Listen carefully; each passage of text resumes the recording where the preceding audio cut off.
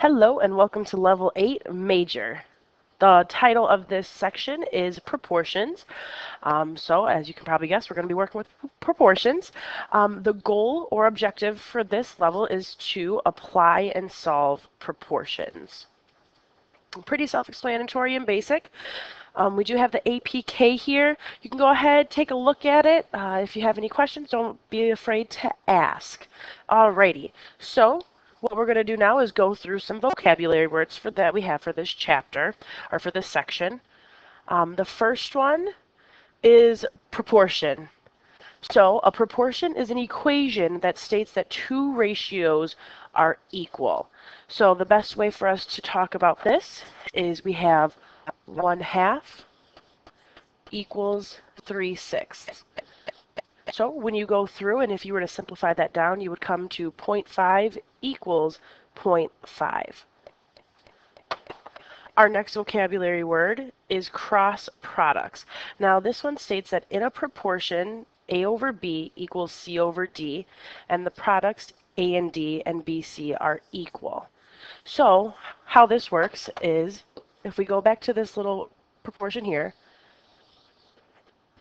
A and D, and then B and C.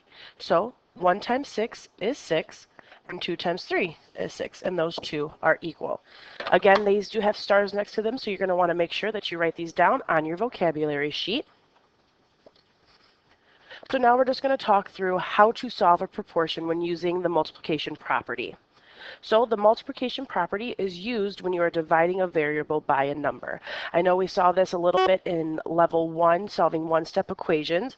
This time it's going to be a little bit more complicated because we're going to actually have fractions on both sides of the equation of the equal sign. So our procedure here, step 1, you're going to multiply the denominator. So whatever your fraction is, say we have 1/2 equals 4/7.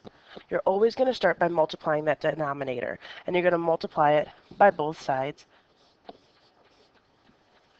From there, you're going to want to, step 2, simplify.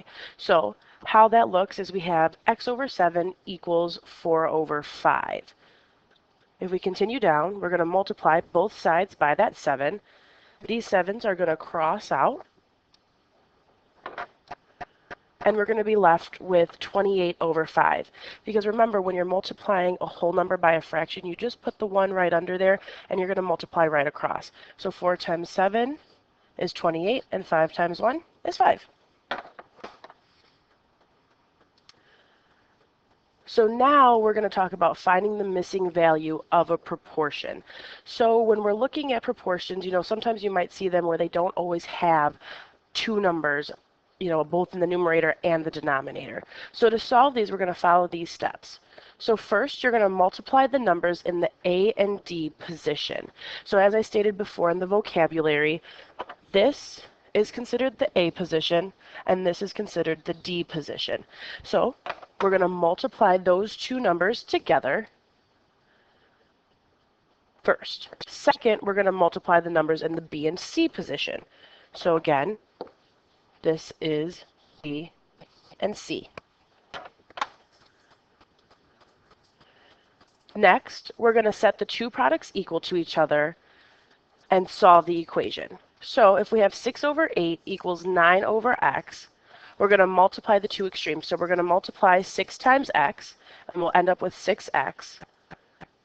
Then we're going to multiply the two means, or the b and c, and we're going to get 8 times 9 equals 72. Step 3 says that you're going to set both of those products equal to each other.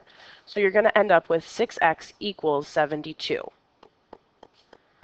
Step 4 states that you're going to solve the equation. So in order to do that, but just like back in one-step equations, we're going to divide by 6 on both sides.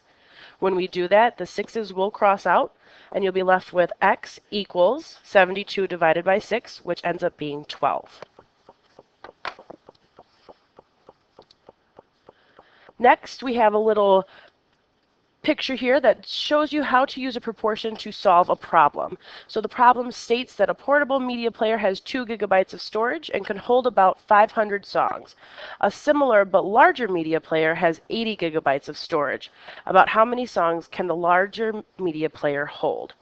So it kind of gives you a little step-by-step action plan on how you're going to want to solve this. So we have the know, the need, and the plan. So the know states that the smaller media player has 2 gigabytes and can hold 500 songs, where the larger media player has 80 gigabytes. So what we need to know is the number of songs the larger player can hold. So obviously, since we've been working with proportions, we're going to write a proportion to model the situation to figure out how many songs the larger player can hold. And if we look right here, we can see that they put 2 gigabytes over 500 songs equals 80 gigabytes over S songs, because we're trying to figure out how many songs the larger player can hold. From there, they did the cross products, and they multiplied 2 and S together. And then they multiplied 80 and 500.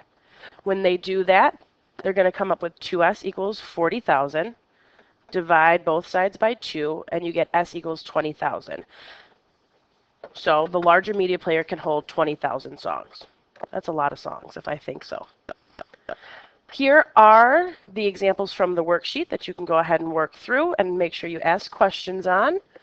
And then we have the final G question. It says, how do proportions and cross products relate to each other? Make sure you take out your goal sheet and fill that part in. And here are your activity options for level 8.